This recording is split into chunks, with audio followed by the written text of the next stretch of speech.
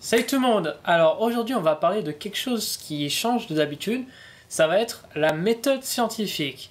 Alors je tiens à préciser, c'est plutôt la philosophie de la méthode scientifique, parce qu'il existe plusieurs méthodes scientifiques. Parce que selon les sciences qui sont en jeu, on ne peut pas tester de la même façon les différentes hypothèses. Par exemple, en sociologie, on n'a pas affaire à des expériences qui sont vraiment très reproductibles, alors qu'avec quelque chose comme la chimie, on peut faire une expérience, je ne sais pas combien de centaines de milliers de fois, et on pourra toujours le reproduire si on a les bonnes conditions.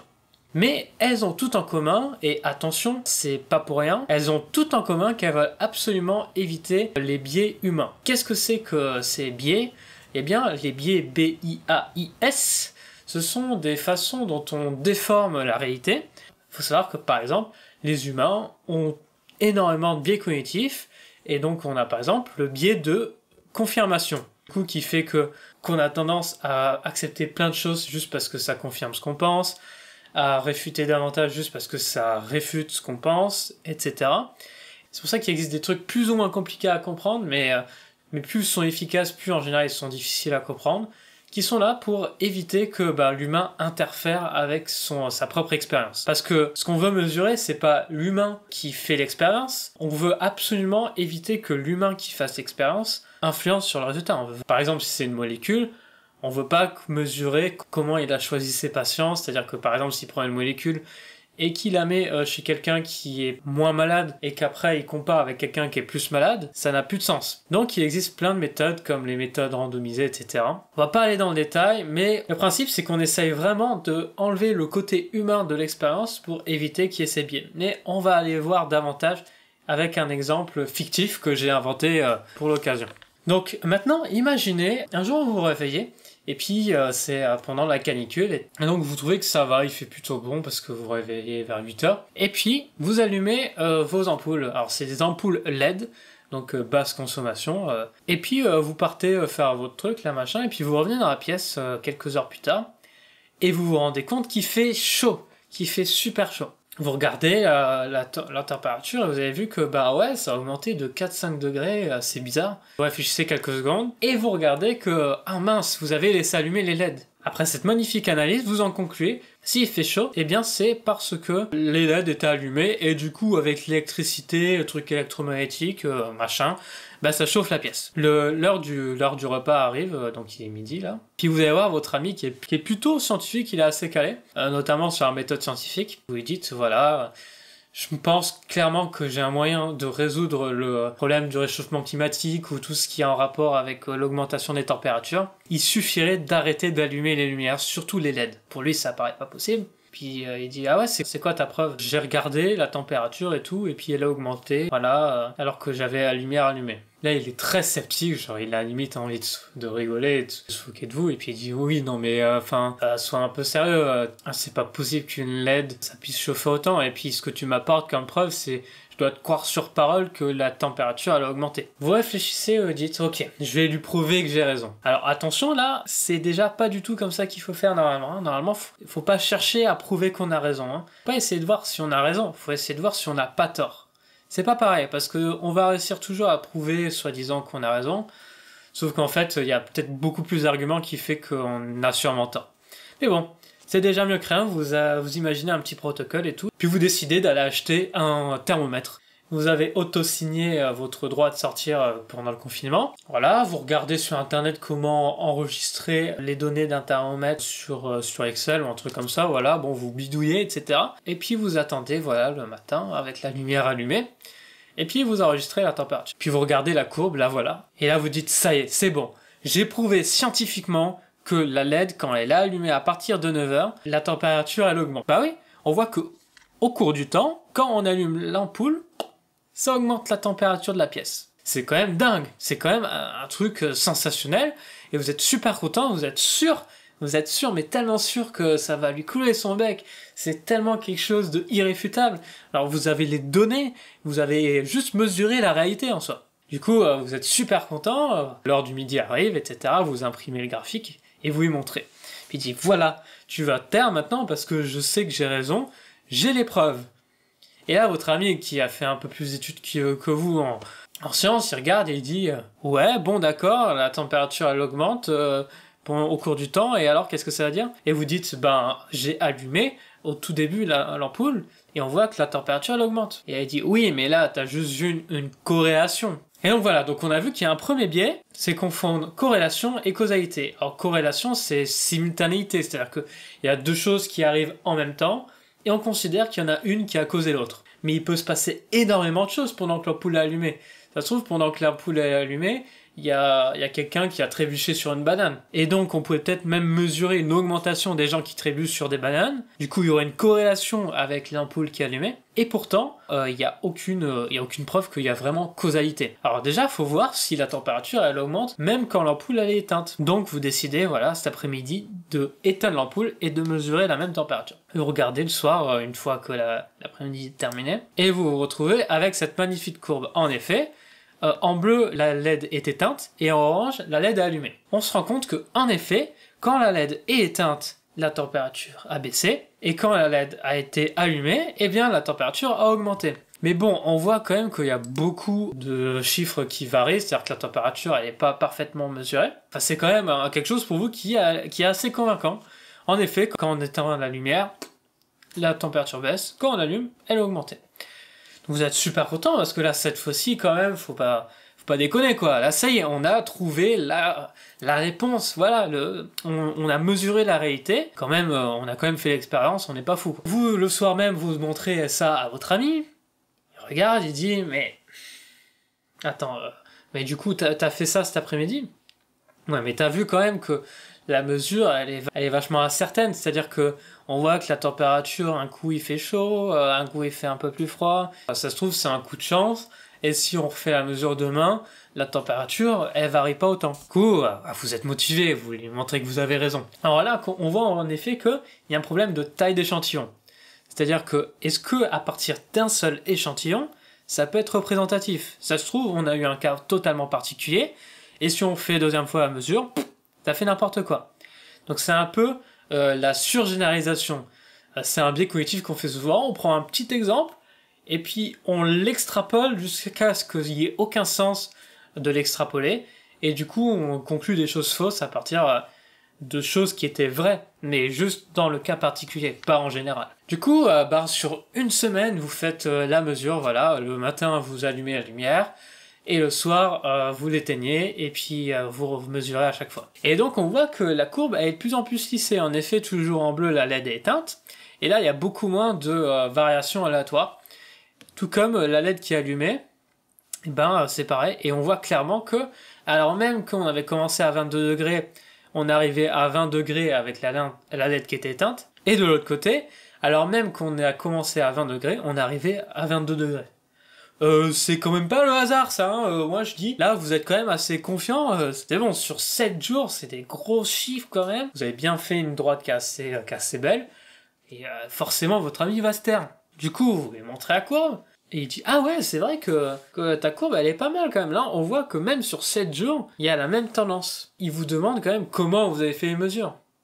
Et là, vous expliquez, pendant toute la matinée la lumière est allumée, et pendant toute l'après-midi, la lumière, elle est éteinte. Et là, elle regarde, et puis il vous dit clairement que il y a un problème dans la méthode.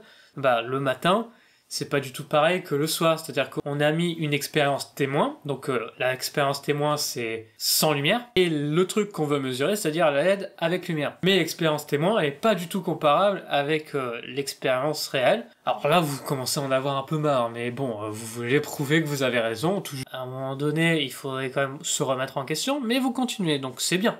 Vous essayez de monter en argument. Cette fois-ci, vous décidez clairement de faire un truc un peu aléatoire, c'est-à-dire que des fois, elle sera éteinte le matin, des fois, elle sera allumée l'après-midi, des fois, elle sera éteinte l'après-midi. Puis envoyez ça, et puis là, vous êtes quand même sacrément fiers de vous, parce que là, vous avez même randomisé. Donc du coup, ça veut dire forcément que c'est bon, parce que vous n'avez pas contrôlé l'expérience, etc. Vous lui envoyez, puis il regarde et dit « Waouh, c'est une sacrée bonne courbe là cette fois-ci, donc du coup, t'as fait de manière aléatoire et tout, etc. » Et puis il est quand même assez étonné, parce que, une ampoule de 15 watts, c'est quand même pas quelque chose qui chauffe beaucoup. Quand même, il regarde un peu votre tableau Excel et il se rend compte qu'il manque certaines données. Je vous demande du coup pourquoi il manque des données. Et vous dites que il y avait des fois où c'était un peu bizarre, genre la lampe était éteinte, puis comme ça augmentait un peu la température, je me suis dit qu'il y avait eu un problème dans les données. Et donc il commence à me regarder un peu ahuri, quoi, et puis en gros vous avez enlevé une partie des échantillons qui faisait que la température, elle augmentait alors même que la LED était éteinte. Et donc vous avez enlevé des échantillons, et vous avez du coup totalement biaisé l'expérience. Vu que normalement, ces échantillons, fallait pas les enlever. En les enlevant, vous essayez juste un peu de confirmer votre hypothèse. Normalement non, faut pas interagir comme ça, faut que ce soit indépendant. Donc là, votre ami, il commence quand même à en avoir marre. Il veut vous montrer qu'est-ce que c'est qu'une vraie expérience scientifique, entre guillemets. Et donc du coup, il vous dit, bon voilà, alors on va acheter une boîte. Donc vous achetez une boîte avec 2 compartiments qui sont étanches. Vous achetez une autre LED, donc la même, et un autre thermomètre. Comme ça, vous allez pouvoir faire l'expérience avec une LED éteinte d'un côté et une LED allumée de l'autre. Donc tout est pas mal étanche, genre c'est en métal, quoi. Et donc ça va permettre de voir qu'est-ce qui se passe vraiment avec les mêmes conditions, c'est-à-dire que ça commence à la même température, et puis c'est dans la même pièce, sauf que le seul truc qui change, c'est qu'il y en a une où la lumière est allumée, et l'autre est la lumière éteinte. Et en plus, c'est fait de manière aléatoire, du coup vous savez jamais laquelle c'est. Et le tri des données, il est totalement automatisé. Là, en l'occurrence, normalement, il n'y a pas de problème, puisque normalement, tout est comparable. Et là, du coup, vous tombez sur une courbe qui est comme ça. Cette fois-ci, vous regardez et vous dites, mais non, mais c'est n'importe quoi, c'est forcément faux. Est-ce que vous voyez le problème? Est-ce qu'il n'y a pas un problème quelque part? Est-ce que vous ne sentez pas le biais de confirmation? Parce que quand même, là, on est passé d'un truc où...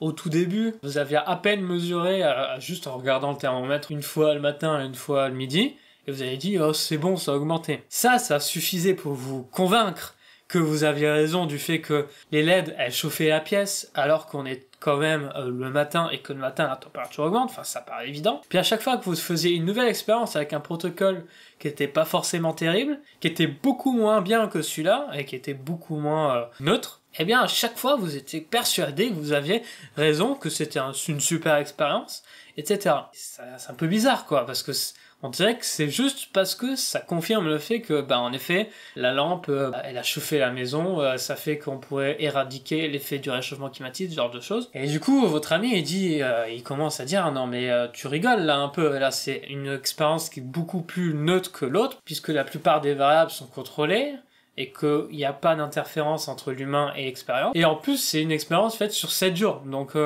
c'est quand même assez fort. Et là, vous dites, mais non, mais c'est qu'il n'y a pas un assez bon matériel, genre la boîte, elle n'est pas parfaitement étanche, et puis la température, elle n'est pas forcément pareille à gauche de la salle qu'à droite de la salle, etc., etc. Vous trouvez une excuse. Alors que depuis le début, il vous suffisait de très peu pour faire croire à vous-même que vous aviez raison.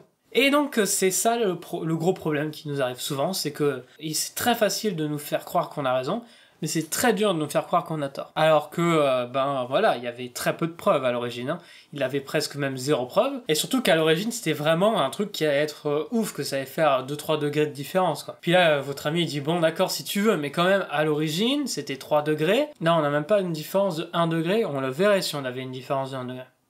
Et là, on vous en moquait, on voulait absolument changer de matériel, avoir quelque chose de plus précis. Du coup, votre ami obtempère parce qu'il veut vous prouver que vous avez tort. Et du coup, là, cette fois-ci, pareil, sur 7 jours, avec meilleur thermomètre, c'est-à-dire que même vous avez d'autres thermomètres qui compensent les différentes variations, etc. Enfin, c'est une super expérience pour pas grand-chose.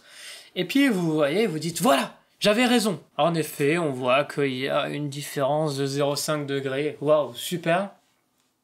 Alors que là, ça se trouve, c'est juste la boîte en elle-même qui a chauffé, hein. C'est pas la salle. Et puis votre ami, il dit, oui, non, mais à l'origine, c'était 3-4 degrés. Là, c'est 0,5 degrés. Mais vous voulez pas entendre raison parce que, vous avez raison. Et voilà, c'est comme ça. Alors, bien sûr, je dis vous, mais ça pourrait être moi, et ça pourrait être n'importe qui. Donc là, c'était juste pour sentir la méthode scientifique, et qu'on voit qu'il suffit pas de faire une expérience pour prouver quoi que ce soit, hein.